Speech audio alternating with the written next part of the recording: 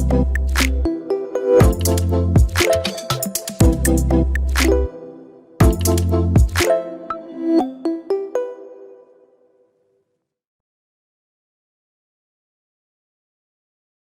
name is Bryan. So I am an engineer. I was working at Twitch for 4 years, working more recently on AI art stuff. I actually run a generative AI happy hour every week, looking for venues for it. Also applying for jobs at the moment. So if you're doing AI art, let me know.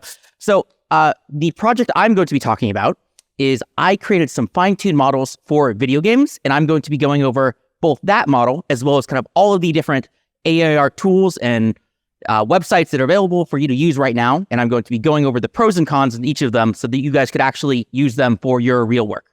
So first, we'll be talking about the project that I did, which I created a fine-tuned art model for Dungeons & Dragons. So I created an AI art generator that could create magic items. The idea was that I trained it on this, there was official art from their official website. They had like 100 different pictures of it. And I was able to kind of copy that style and then put it in my own kind of model to make cool things like this, like magic rings, magic shields, magic swords, that kind of stuff. So that is my project. But I guess what I'm going to be going over is both why you would want to create AI art in the first place, the different online generators, how to fine-tune things, how to use Dream Boost, Stable Diffusion, that kind of stuff. So the first principle I want to talk about is what really even is these AI art tools right now. They're basically kind of a black box. It's very new technology. Not a lot of people know how they really work. Some PhDs pretend like they do, but unless you're actually making models, you're not going to know what it actually looks like. So that's why you basically have to do trial and error, make models yourself, try the AI art yourself to kind of get good, and then maybe you'll be the leading person in kind of the field, especially since there's kind of new tools that are coming out every day. And it's not really about the technology. It's much more about your artistic eye. It's an art and not a science. And this applies to AI art as well. Basically, the better artist you are, you might be able to make better models. So another thing that you need to be thinking about is when you're creating AI art, what is your actual reason for doing so? So are you just trying to create an anime profile picture to brag about on Twitter or something? Are you trying to make a business? Are you trying to use this for your design work, that kind of stuff? And by purpose, I don't even just mean like, make a business or something. You should also think about what is the purpose of your model. So for example, one company I heard about was somebody created a tattoo art generator. So they trained a model on a bunch of images of tattoo art, because tattoo art is a very easy thing to train it on because tattoos they're black and white. There's these different pictures. And this guy is actually selling his tattoo art generator to actual tattoo parlors. He's selling it for thousands of dollars a month, according to this guy. Another thing you might be able to do is create actual like game art assets for your actual video game. Or another thing is, let's say you're an artist. Here's something that I guess that doesn't put artists at a job, is you could train your art on your own art, or train your model on your own art, and then kind of create new things that are similar to that in like an IP favorable way, right? Because it's your art. Another example is some people are doing, basically you want to create a model of a very specific style is kind of the common thing. So there's a video game called Firewatch. It has a very common style. Somebody made an art generator like that. There's another TV show called Arcane. It's the League of Legends anime, and somebody was able to make a generator that makes very similar art to that TV show. So that's the kind of stuff. So the first thing you might be thinking when making AI art is you might go to Google and say, free AI art generator online. You basically never want to do this. So they pretend like they're free, and oftentimes their art is very bad, or it's just like standard Stable Diffusion out of the box. You can do so much better than just spending 10 seconds typing free AI art generator online. What you actually want to do is there's a couple kind of specific websites you could check out. One that you might have heard about is DALL-E 2. So DALL-E they're the OpenAI one. My opinion is that their results aren't super great. So the prompt that I did for this one was magic anime night. And I don't think these pictures are that good. But their benefits are that they actually have a pretty good developer API. So you can kind of put DALL-E on your website without doing any work, and it'll probably do well. It's also not fine-tunable. So you can't give it new art to train on your style. You just have to kind of use their AI art generator. And then the only kind of, so it's developer AI API. The other benefit they have is that they have a 1,000 pixel frame. So other AI art generators started off as kind of like 512 pictures, and they have kind of a pretty good, actually, here's another feature that they have. They have a good outpainter. So outpainting is when you say, I have an existing picture, I want to expand it outside of that to be much larger. It's pretty good for that, but that's like a UI thing. Basically, just you probably shouldn't be using DALL-E anymore because a lot of the other things are better than that. So another thing you might be thinking about is, should I use Midjourney? So Midjourney probably has the best results that are available, but it's a little bit of a trap here. So Midjourney, it's basically a Discord bot. You go into this chat system for gamers, and then you type in the exact description that you want to do in this kind of subscription service to get kind of your art. It's not a good, I mean, it has very good results, but they don't have a website yet. I don't know why. I guess they hate money. They don't have an API yet. It also can't be trained. I think that they've got like 10 people or something. They're a bunch of like researchers, and they don't have web devs on their team for some reason. And also it takes like 30 seconds to generate, but it's also, their style is very distinctive. I can kind of go on the internet and I can honestly like guess if something came from Midjourney, because it's this very specific high contrast anime style, which is cool, but honestly, it doesn't work for every single possible use case. So that's Midjourney. Another one I want to point out is purpose-specific paid models. So there are some people who have trained their model on art, kind of like Midjourney, and they're kind of selling that for that specific use case. The most common one would be selling profile pictures of yourself. So Lensia is the common one. Somebody made a very good profile picture generator. These ones are usually pretty expensive though. So all the profile picture ones and the apps, they're like $20 to make like 4 images or something. But I guess if you only want to make AI art for your profile picture and show up to your friends, maybe that would be a good use case. And then one more thing that I want to point out is this website called Hugging Face. So Hugging Face is basically GitHub for AI stuff. A lot of people post their models open source for free on this website. And you can actually not even just like download their models, but you can actually run it right in the website. And this goes for the majority of all the new AI stuff that's out there. It'll just be like a free space that you can kind of use. It's cool when other people upload their spaces. I will say it's pretty expensive to do it yourself. If you want to share your own model on Hugging Face, you can share it for download. But some of these models, it costs like 50 cents per hour to kind of like run it. So it's pretty expensive. But I guess if other people are supporting it, that's cool too. And then the next thing I want to talk about is Stable Diffusion. So this is kind of how you kind of get started with all this stuff. Stable Diffusion is the kind of base model that runs most of these AI art products. And if you want to use it yourself, this is kind of how you would do it locally. I guess is you'd buy a $2,000 gamer PC, buy an NVIDIA, maybe like a 3080 or 4090. Mostly, I bought a 4090. I don't think you need high VRAM. So VRAM, it's virtual memory, and only a couple of the top of the line graphics cards have like 12 gigabytes of VRAM, and you kind of need that stuff to get it working. I also know that the MacBook Pros, the newest ones, they have this thing called integrated memory. So those have a lot of integrated memory that does work for this Stable Diffusion models. So if you have the newest M2 MacBook Pro, this stuff might work for that.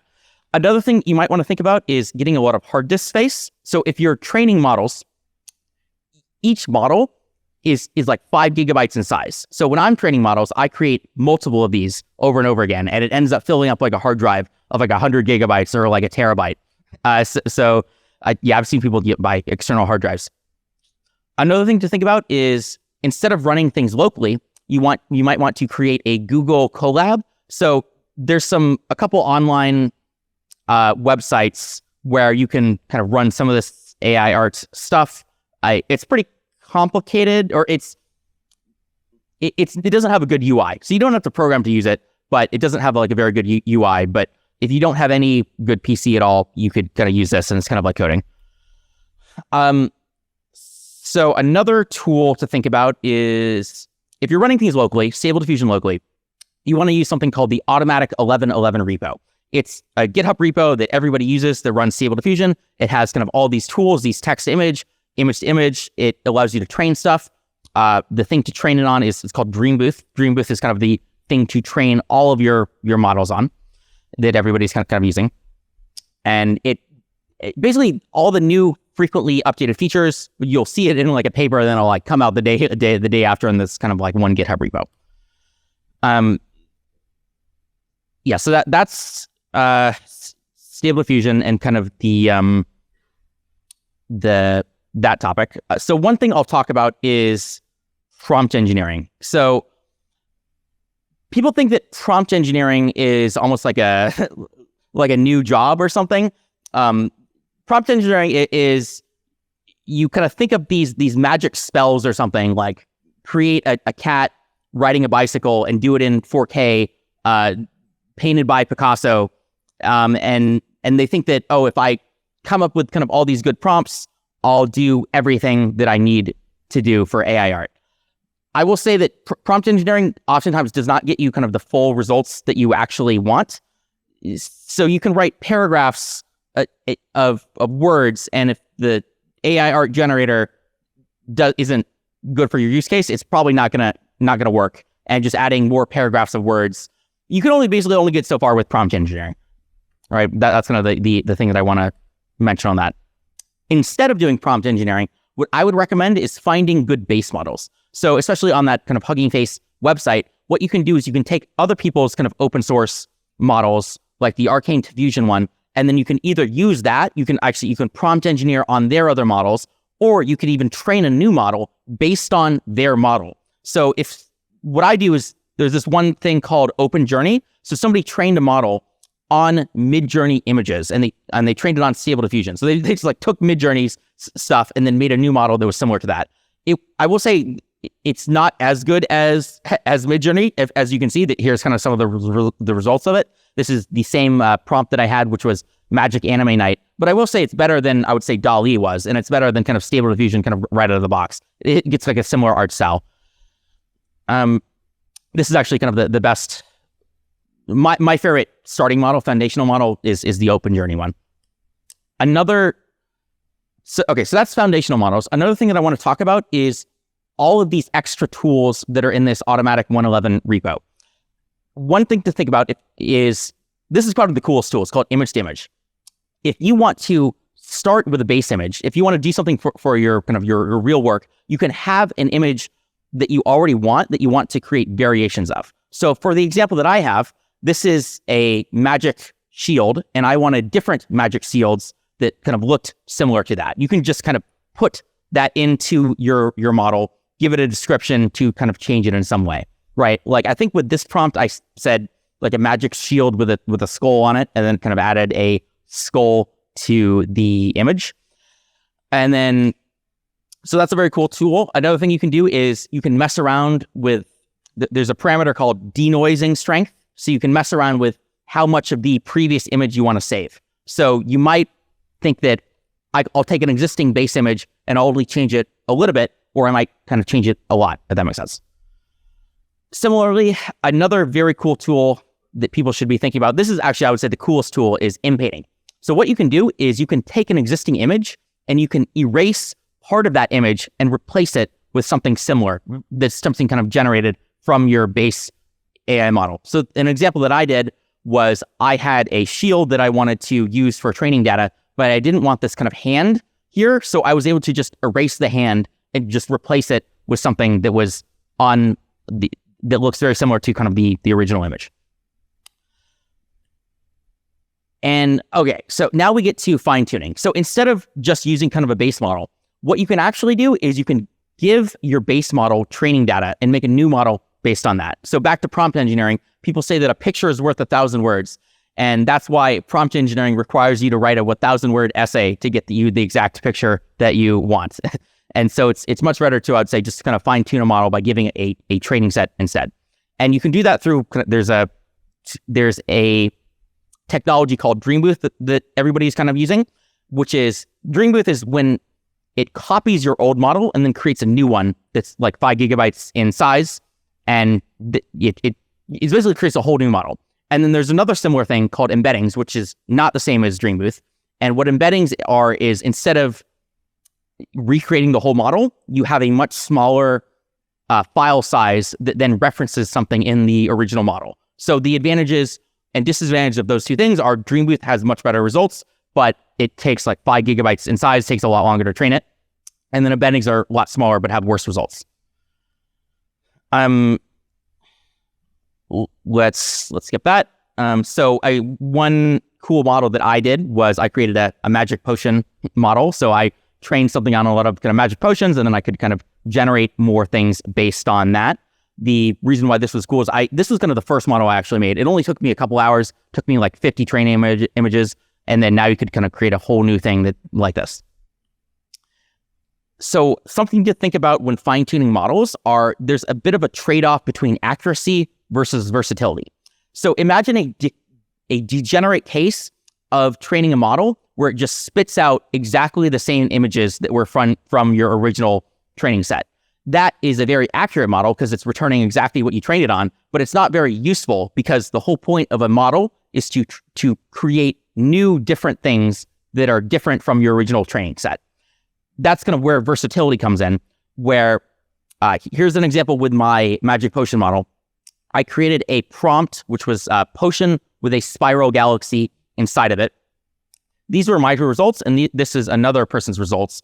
As you'll notice that it does kind of get creates a potion, it creates a purple potion, which is kind of cool. But my model doesn't really know what this concept of a spiral galaxy inside the potion is. And, this one kind of does. So you might think that you'll have like a good model, but then you'll like add, your paragraph of extra words on it, and it doesn't necessarily get exactly kind of what you want. So it's something to think about. Oftentimes, a lot of these problems are solved by giving it more training images. But the problem with that is now it's a lot of work to get a lot more training images, and it can take longer to train your model on it. So another thing to think about is with training a model, pretty much the only thing that matters is kind of your training set. So, and then for this concept, I want to put in the idea that quality matters a lot more than quantity. So you should be thinking about, how do I get good images that look similar to kind of what I want, as opposed to just giving it 1,000 images or 10,000 images. Oftentimes 50 good images is a lot better than less, or is a lot better than, having a lot more images. But yeah, the point that I want to say is, when you have an idea for when you're training a model, you can just kind of put it all in your training set, and that's kind of what determines everything. And then another thing to think about is you can train things on more or less steps. So training things on more steps gets you closer to the original kind of training set, but it makes it less useful. And then training it on less steps just gets kind of the general more versatile flow. And I guess the reason why you would want to do that is if you train something on less steps, that's very good for image styles. Like, if you want to copy Picasso stuff. Whereas if you want to copy like an object type, like you want to train your face into a model, you might want to train your model on more images, because that's much more accurate to kind of the original images. And then, one more thing I want to say is that so some concepts can be hard to train your model on, and you might not expect it. This was a sword model that I did once, and it didn't really kind of understand what the concept of a hilt was. That's why people talk about like the hand problem, and you're not going to really run into this issue until you try it with a specific object. And then one bonus thing I might want to talk about is you can actually merge models. So imagine there's like a Picasso model, and then you have a Van Gogh model. What would it look like if both of those models are combined together? That's just like another cool idea that you can kind of think about of like how to combine models. And then one more thing is video. You might naively think that, a video is just a bunch of frames. It's just, 30 frames per second means that's just 30 images. The problem with that, and why people don't really have videos solved, is that there's not this thing called temporal consistency. So oftentimes the beginning of the video will be very different from the end of the video, and you'll have somebody with like a necklace and the necklace just like turns into a bow tie or something. But yeah, so people are trying video, but I don't think they have this solved yet.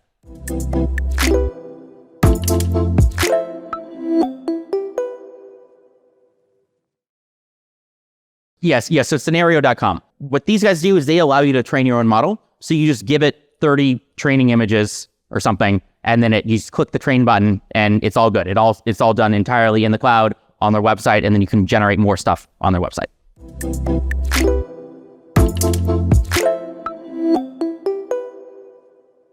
Prompt engineering is you write an essay, you write, sentences or lots of words to create your image.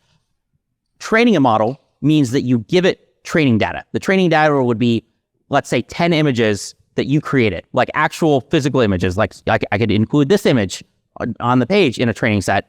And then when you train a model, it'll now spit out more images that are similar to that. So one model that I trained on was I trained my model on all of this art on this website. I just downloaded their images and I put it somewhere and I click the go button, and now I have more images that look similar to that.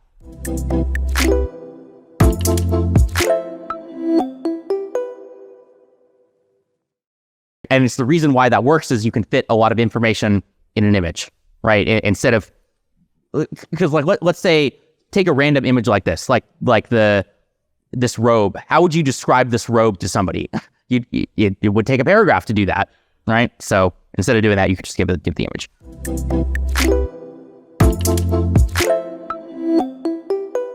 Yeah, this one actually does do captioning. There's a Reddit post describing how to do all this that I would recommend reading. It's called Make Better Dream Booth Style Models Using Captions.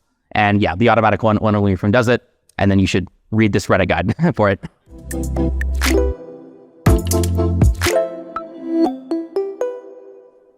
This is just captioning. I don't know if you can, that's a cool feature. Point to this area of the image and say that, caption it based on that. That would be cool. I don't think anybody's doing that. Somebody should do it.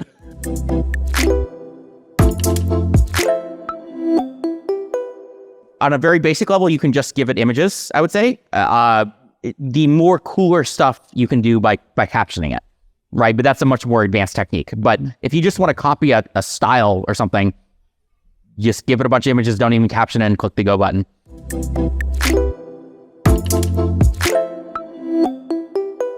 I haven't tried it out. I mean, it depends on what their results are. Supposedly if they have it copyright free, I guess that's a cool use case, although I will say everybody's ignoring copyright anyway. So maybe that's not that big of an advantage. It sounds like they're going to have a whole suite of tools in the future. So maybe it's good to look in now so that when they add a bunch more features in 6 months, could be useful.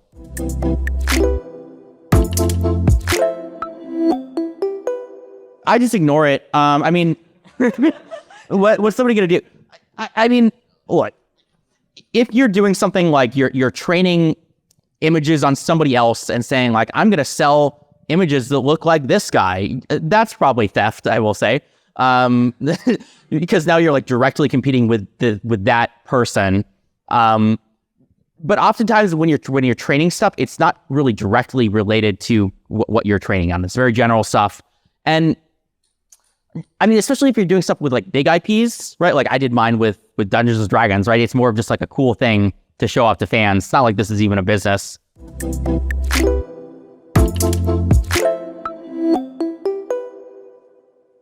Yeah, that would be cool if they did that. I don't know if they're quick enough to do so, right? Because if they haven't thought of this in the last 6 months, how long is it really going to take them?